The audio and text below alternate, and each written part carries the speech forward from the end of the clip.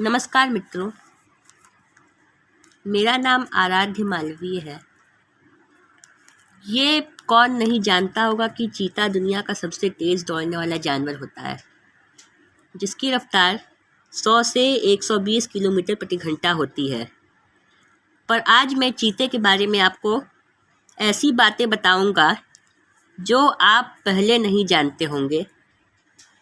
तो नए आए हैं चैनल पर तो कृपया सब्सक्राइब कर लीजिए और बेल आइकन पर नोटिफिकेशन को ऑल पर सेट कर लीजिए। तो बिना समय गवाए आइए आरंभ करते हैं। नंबर 1, चीता शेरों के परिवार से नहीं है। जी हाँ मित्रों, ये एक आम जंगली बिल्ली की प्रजाति है। असल में शेरों की प्रजाति में वही जानवर शामिल हैं जो दहाड़ सके, जो कि हैं सिंह, बाघ, तेंदुआ और जगुआर।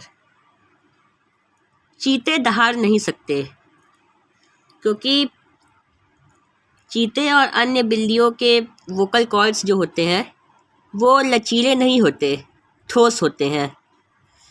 वहीं बड़ी बिल्लियों के जैसे शेर, बाघ, तेंदुआ और जगुआर ये सब हैं, उनके वोकल कॉर्ड लचीले होते हैं, जिसकी वजह से ये दहाड़ पाते हैं। लेकिन चीता और अन्य बिल्लियाँ इन सब के बहुत ठोस होते हैं, इसी वजह से इनकी जो दहाड़ने वाली आवाज़ है वो धीमी निकलती है। इतनी धीमी कि वो थोड़ी सी धीमी होती है। और इनकी इस आवाज़ को एक और नाम दिया गया है जिसे पर्र करना कहते हैं। वहीं शेरों की इस आवाज़ को दहाड़ना कहते हैं। तो इनकी आवाज़ को पर्र कहते हैं, लेकिन शेरों की आवाज़ को दहाड़ना कहते हैं। बिल्लियाँ 7 तरह की आवाज़ें निकालती हैं, तो इनमें यह भी आवाज़ शामिल है। तो दहाड़ न पाने की वजह से यहाँ तक कि हिम तेंदुओं को भी वो शेरों की प्रजाति में गिनती नहीं की जाती, बल्कि उन्हें भी एक आम जंगली बिल्ली की भी प्रजाति में गिना जाता है।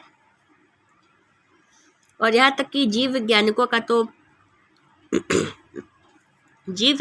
तो यहाँ तक भी मानना है कि इन बिल्लियों की जो पर्र करने की जो आवाज़ होती है वो धीमी और कानों को सुकून देने वाली होती है, जिसकी वजह से काफ़ी अधिक परेशानियाँ जो है दिल की वो ठीक हो जाती है और दिल हमारा मजबूत भी रहता है ये आवाज़ सुनने से।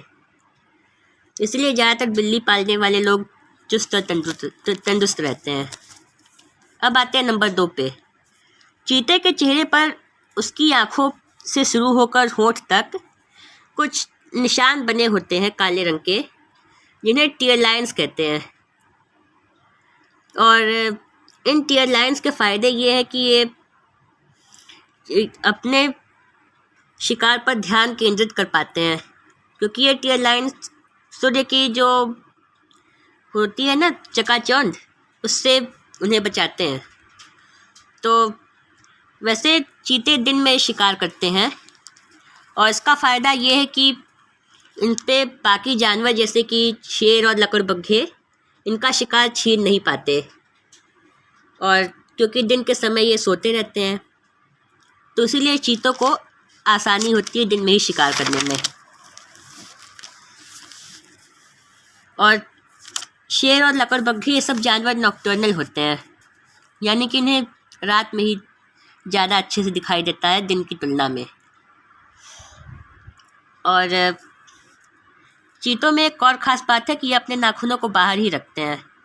शेर और दूसरी बिल्लियाँ अपने नाखून को ज़्यादातर अंदर करी रहती हैं, लेकिन शिकार करते वक्त या फिर हमला करते वक्त बाहर निकाल लेते हैं।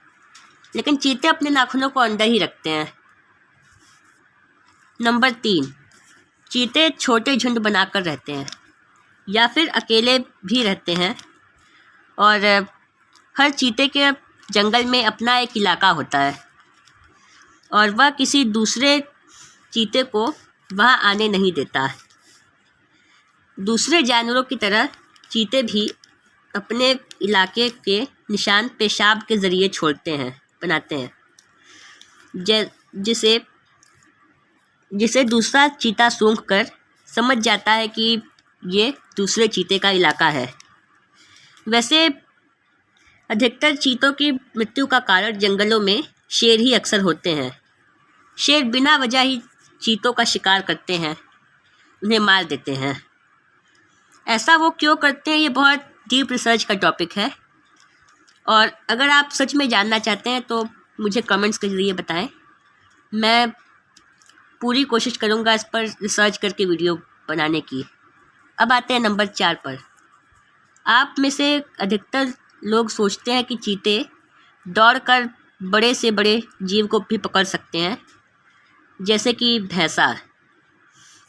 भैंसे को ही पकड़ सकते हैं, जबकि ऐसा नहीं है। चीते किसी हिरन या फिर सूअर से ज़्यादा बड़े शिकार को नहीं पकड़ सकते, क्योंकि इससे भी ज़्यादा बड़े शिकार जैसे कि भैंसे होते हैं तो ये चीतों से डरकर भागते नहीं हैं, बल्कि उनसे मुकाबला करते हैं। वैसे भी ये सब हिंसक जानवरों की प्रजातियां हैं, जैसे कि भैंसे और ज़ीब्रा ज़्यादातर अपनी मुश्किलों का सामना करते हैं, तो ये क्वालिटी देखी गई है ज़ीब्रा और विल्डेबीस्ट में।